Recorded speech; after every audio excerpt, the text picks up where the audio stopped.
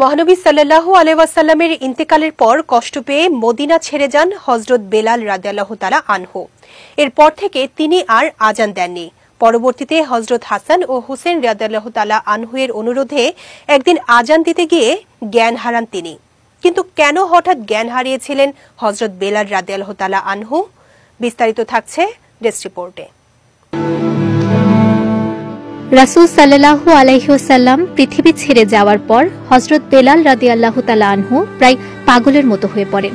প্রিয় নবীর স্মৃতি বিজড়িত স্থানগুলো তাকে কষ্ট দিত। তার পক্ষে রাসূলবিহীন মদিনায় থাকা অসম্ভব হয়ে পড়ল। তাই তিনি মদিনা ছেড়ে সিরিয়ার দামেস্কে চলে গেলেন।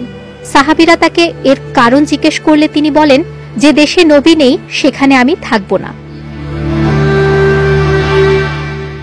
দামেস্কে যাওয়ার কিছুদিন পর বেলাল স্বপ্ন দেখলেন নবীজি তাকে বলছেন, হে বেলাল, তুমি আমাকে দেখতে আসছো না কেন? এ স্বপ্ন দেখে বেলাল রওজা জিয়ারত করতে মদিনায় যান। হযরত বেলালের আগমনে মদিনাবাসী আবেগে আপ্লুত হয়ে পড়ে, কারণ তিনি ছিলেন রাসূল সাল্লাল্লাহু আলাইহি ওয়াসাল্লাম কর্তৃক নিযুক্ত মুয়াজ্জিন। কিন্তু নবীজির ইন্তেকালের পর হযরত বেলাল আর আজান দেননি। তাই বেলালকে মদিনায় পেয়ে তার কণ্ঠে আজান শুনতে সাহাবীরা ব্যাকুল হয়ে ওঠেন।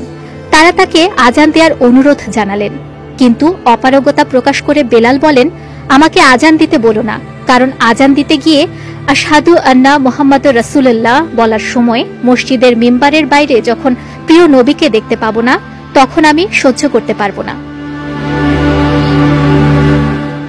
পরবর্তীতে নবীজির দৌহিত্র হাসান এবং হুসাইন রাদিয়াল্লাহু তাআলা আনহুর অনুরোধে তিনি আজান দিতে রাজি হন। হযরত বেলালের মধুর কণ্ঠে আজান শুনে সাহাবায়ে কেরাম নবীজির স্মৃতির স্মরণে কেঁদে ফেললেন। কিন্তু আজানের মাঝেই হযরত বেলাল রাদিয়াল্লাহু তাআলা আনহু অজ্ঞান হয়ে যান।